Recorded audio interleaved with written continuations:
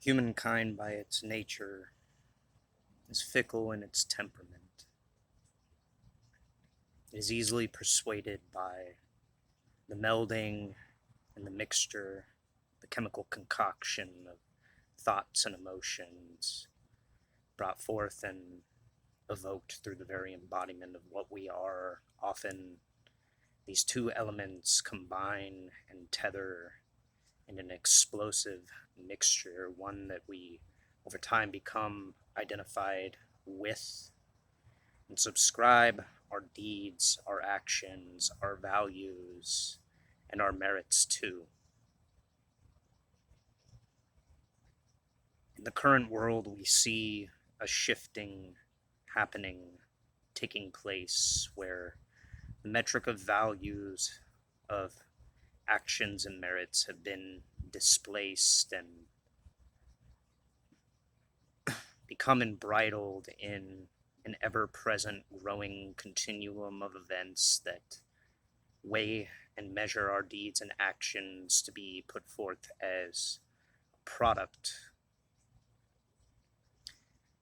by the nature of man's fickle deeds and the weighing and the measuring of his fellow human beings as nothing more than an intrinsic means to justify the continued perpetuation of the same cyclical nature that oftentimes has repeated in history. We have become rooted and grounded and seated in an identity of materialism, this human body, which is an avatar of forces that are cosmic and metaphysical in nature, has been distorted over time by paradoxical manipulations of our histories and our truths. Our very nature and our very minds are like antenna to forces that go beyond just what this world teaches and preaches and practices.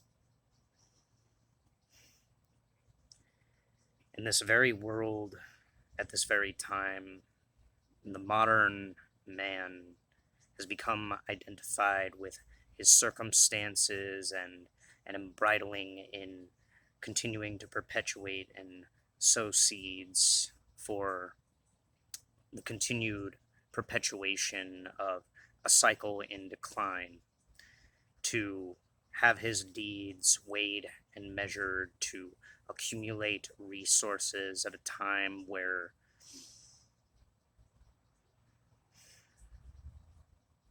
the very boundary lines of an old world and a new world are being written.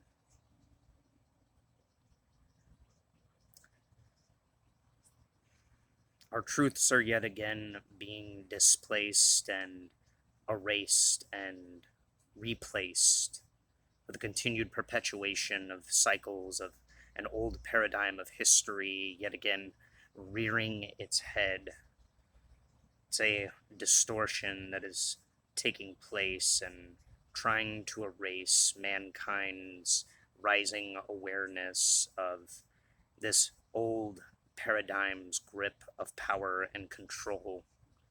It is attempting to steer humanity in a direction of surrendering its will in the name of perpetuating this old paradigm and bringing it into the new world by giving its power away. That power lies not within one man or a group of men across the entire world. That power lies within all of us in our daily actions and deeds and choices. It is not defined and weighed and measured in categories of moral principles of good and evil. These, in this modern age, have been distorted. They have been inverted. The very nature of what we call good, which is a continued perpetuation of our actions taking place in order to bring and ground a better world circumstance for all of us to inhabit has been weaponized against us. It has been utilized to create and perpetuate a narrative which distorts world histories and continuously is used to justify atrocities.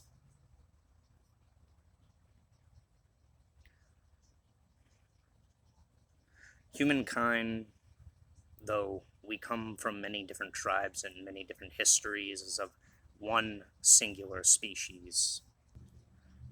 All of our history share one uniting principle, that we have withstood the test of time and passed down generations and have all survived on an earth whose harsh conditions and circumstances and the differentiation of our very nature have caused us to be embridled in what seems to be a continuous conflict of differentiating ideals and viewpoints, but all of us have endured struggling and suffering.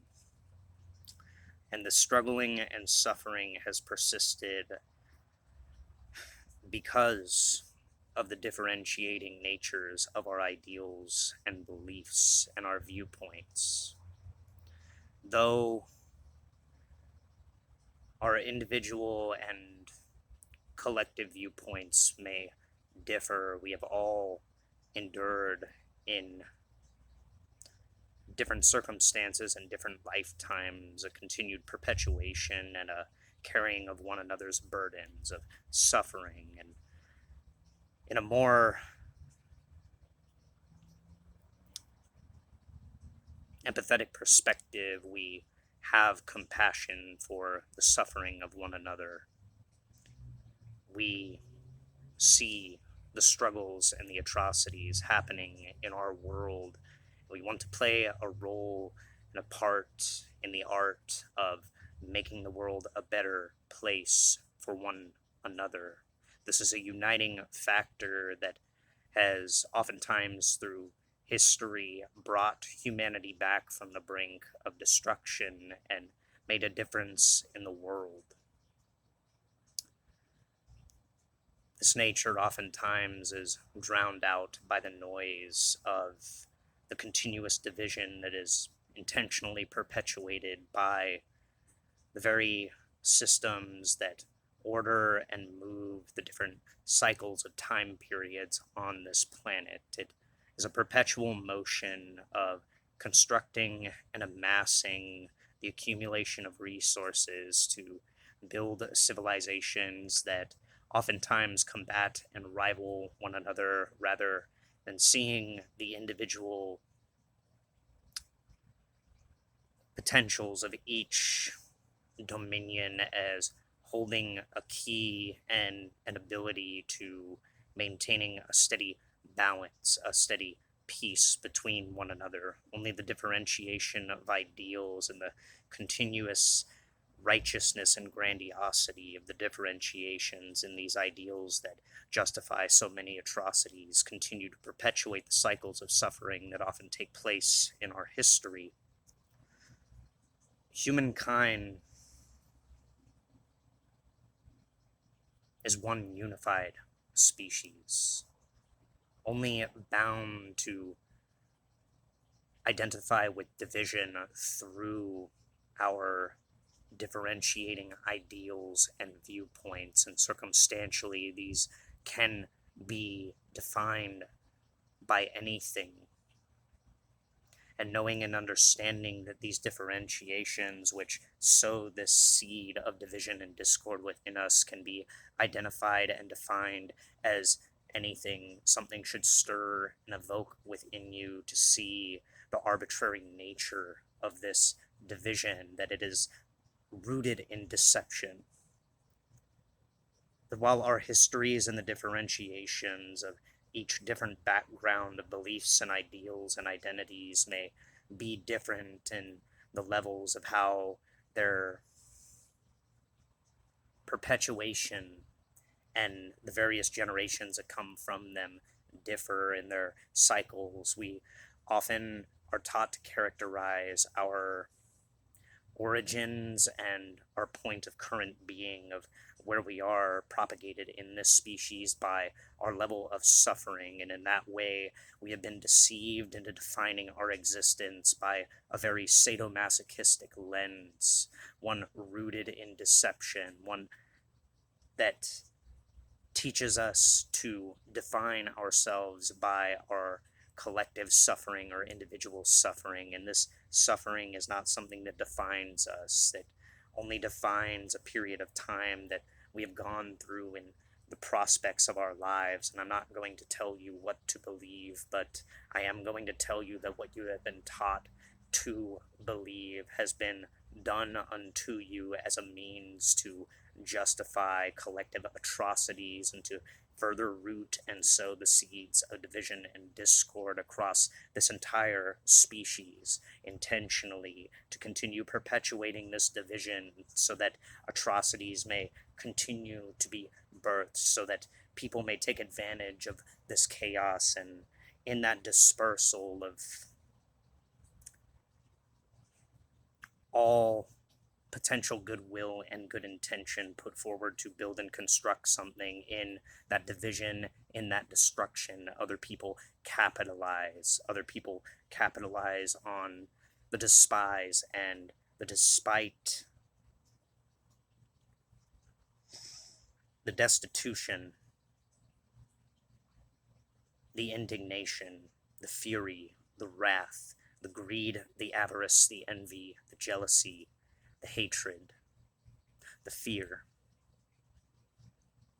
By the very nature of these things masquerading under the guise of good intentions, many have come to accumulate power in their lifetimes, and they've defined themselves by this continuous seeking of power over beings no different than them. They have used and manipulated the language and the words across all generations, across all different diatribes of human beings from different backgrounds, to sow the seeds of division and root the structures of their power, of their authority, of their dominion into place.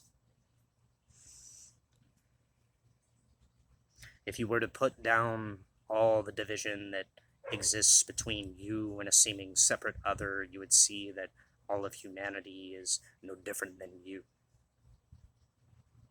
Despite our circumstances oftentimes having a multiplicity of different expressions and varying degrees and levels of burdens and hardships and struggles, they also have their beautiful light moments. Everything is a balance. We find that balance, and it is ultimately up to each and every individual human being on this planet to realize that they are not rooted in destitution or the inherent suffering that comes with a given lifetime.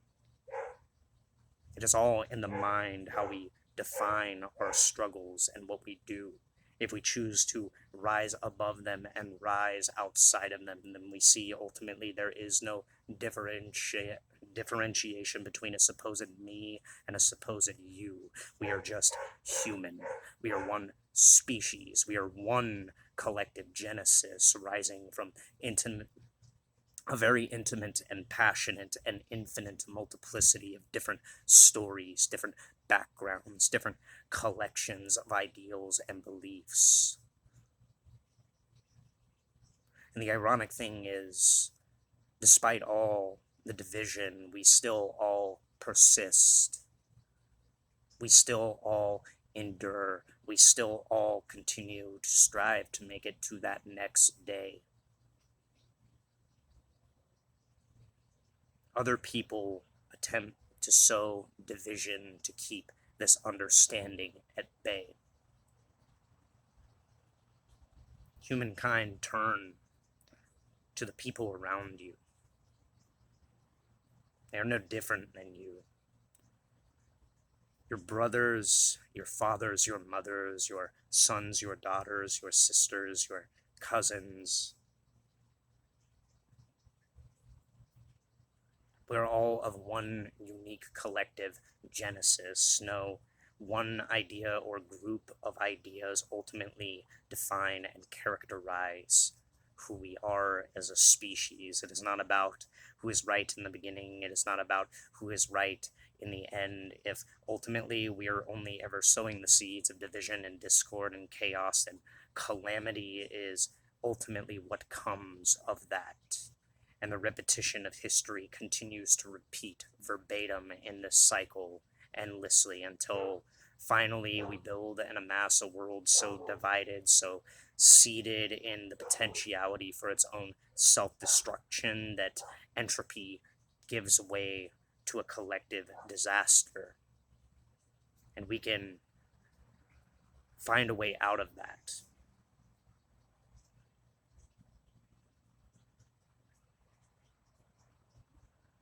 We have to believe that we can see something beyond the suffering and not weigh and measure one another based on these ideals and beliefs rooted in this division, this divisive nature of seeing life as a game of perpetual suffering and bringing suffering to one another. It is often said that he who lives by the sword inevitably perishes by the sword. Ask any individual who has served time in war, who has had to defend his country, his ideals and beliefs. Ask him if he is haunted by the visions of faces of both brothers and enemies slain in combat. Ask him what sacrifice means.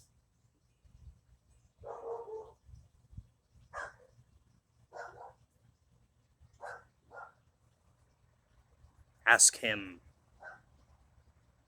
what a lifetime of suffering is. And see that the very nature of the things that we turn against one another, aggression and fear, agitation, anger, envy, jealousy, hatred. See how the very nature of these things afflicts and infects us like a disease that haunts our very dreams.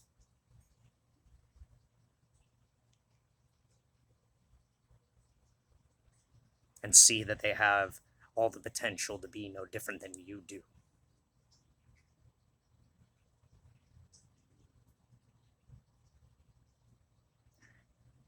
Ask your lawmen. Ask your people in position of authority. If by the very nature and the allegories through which they gain and garner their positions, are they ultimately defined by those roles? Are they those roles? Do they become those roles? If they're just following orders, then where is the human being underneath the clothing, the badge?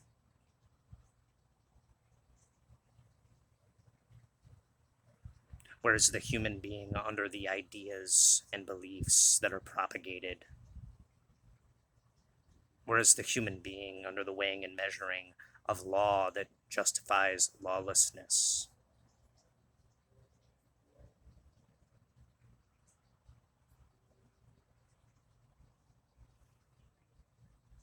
To each and every human being that sows discord and chaos on this planet, it inevitably comes back unto them tenfold. This is the nature of how reality works and operates. Very often, the very things that we put out into the world of a more unseemly, chaotic nature come back to haunt us.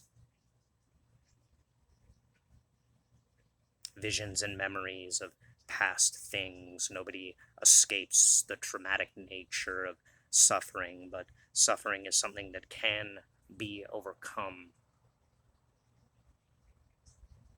Suffering is inherent to life, but it ultimately does not define or characterize what life is.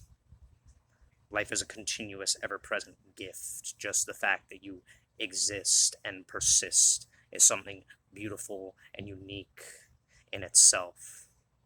Maybe you don't believe in higher powers. Maybe you don't believe in things like a god or gods, whatever you believe in. If you are not humble enough to take a fucking knee on this planet, then you have not learned anything.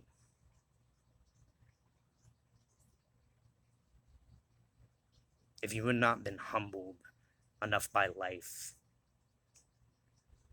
to see the very nature of the division and conflict that sows the seeds of discord and strife is ultimately a reflection of our own minds and our own emotions and our own behaviors. How malevolent that very nature is, that we carry a capacity in us for destruction and ultimately self-destruction. Rooted in our very actions and deeds, we have free will and autonomy. Don't let people convince you otherwise. It is what we do with that can sow seeds of good intentions and merits, or sow the seeds of destruction and demise. Life isn't ultimately about sacrifice, it's just about compromise. But it's not about giving yourself away. It's not about becoming a servant to the will of others. It is about equally weighing and measuring others by their potential and their will, and seeing that we all have a role to play in making the world a better place. Though we differentiate in backgrounds and positions and roles and what we call the high status of society, that we are all vying for a top that seems every day to be more like a repugnant bottom. We're all chasing and pursuing the same thing in this modern paradigm, and at the same time, we are all being robbed of real wealth and becoming poorer as a result of it, collectively, individually.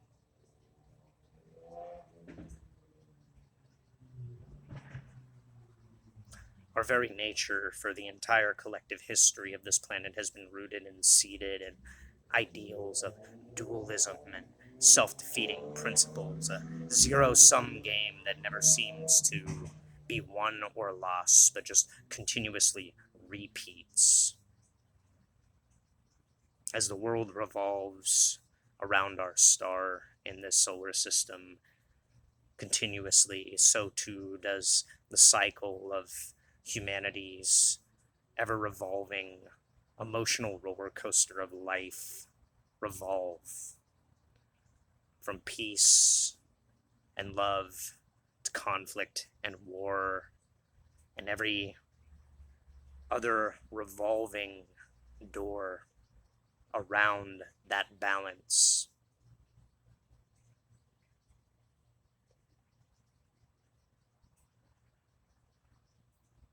All that has ever existed is the opportunity to make a choice to end that cycle and bring something new. And all that has ever persisted is the re-perpetuation of the same cycle that we have always gone through. And always there will be people like me and you trying to raise the voice and make people aware of the higher principles of reality. And though we might fail, that's not something to be despaired. Always there will be tyrants and tyranny and people that fight and people that die. This is the reality that we have sown in the nature of this world. And maybe that's just a reflection of nature itself, for what this world is, just playing out on a grand stage. But if we could see that it's all just a stage, maybe then we would have the ability to really act our way out of a vicious cycle that is on repeat continuously. Maybe we would see what ultimately matters. Maybe then we would see what is ultimately important.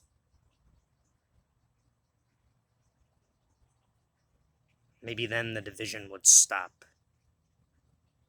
Maybe then things like war and poverty and the accumulation of vast resources only for a very minor majority would be dropped. We would see that there is no division, that the division is a mirage. It is a concept. It is a set of ideals and principles rooted in practices and beliefs that span the course of human history, that go back to very occult and Canaanite ideals, ones that are rooted in bloodshed and the distortion of the very nature of what it means to be living, to be nurturing, to be loving.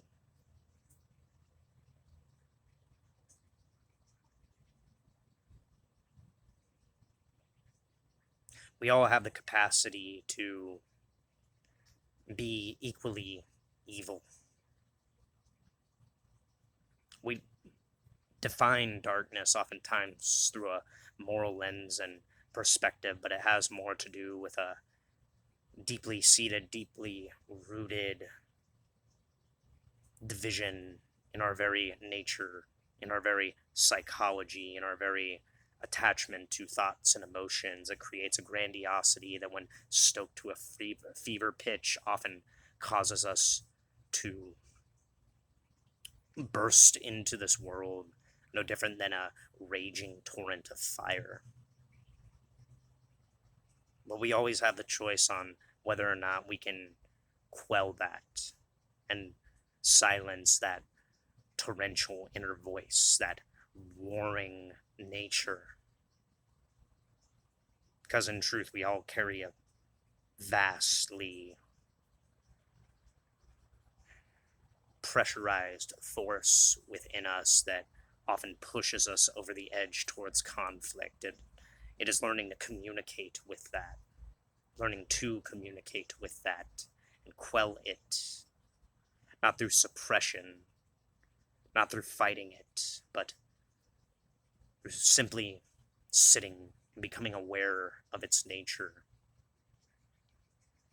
communicating with it, that brings forth a kind of inner calm and a stillness and a unique equilibrium that is not rooted in moral ideals of good and evil, but a dynamic nature that flows with life and reality as a kind of unity, a seeing that we all have the potential and the capacity to move in all different formalities of directions, and that is what sows the very nature of the division on this planet. But we all have the ability and the capacity to walk a greater balanced life, one not rooted in ideals of suffering and the perpetuation of struggle and strife, one not rooted in ideals of heaven and hell as a dominance hierarchy and trying to cut our way to the front of the line and avoid the line that leads to the more destituting of what we believe, one that ultimately roots us in ideas of kind of moral piety and self-righteous superiority. Our merits and deeds and our actions in the eyes of something beyond this, something divine, whatever you want to call it, a God, a higher power, a higher being. It's not weighing and categorizing and measuring us by our deeds and actions. Those are things that we do on this planet to bring a continuum of events and circumstances that make the world a better place. But if we erase that and we go back to just barbarism, there's nothing stopping the very force of destruction that is innate within us from completely erasing everything that we have worked for. That's the nature of war.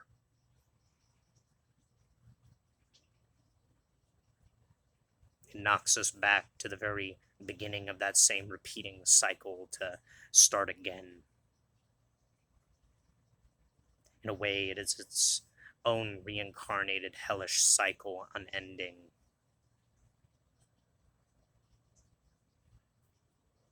The only thing that we can learn to do is walk through hell and endure, and see that that is not in vain. It is setting an example for others to follow.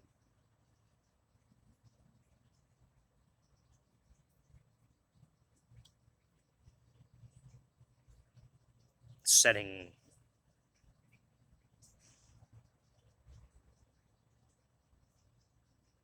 the nature of a more compassionate and understanding world to follow.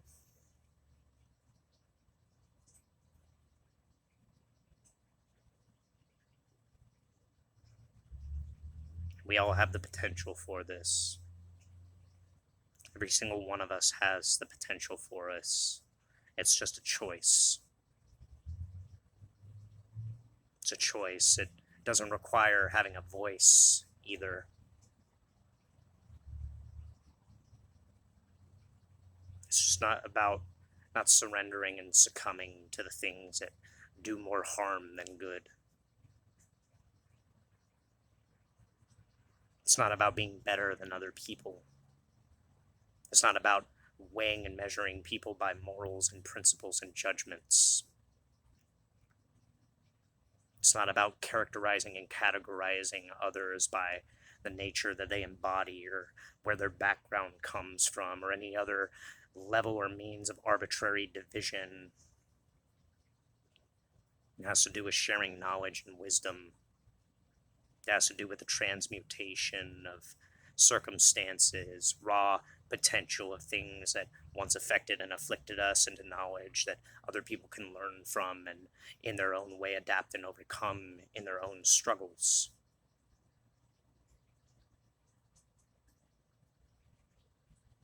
We, together as a species,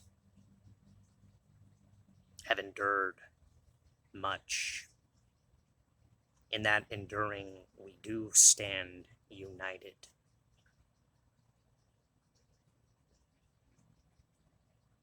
And there is a lot more to us than we think.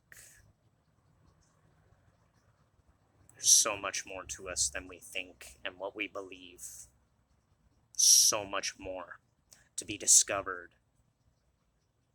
than what we think divides us. It is only a choice. We have the capacity to make the world a better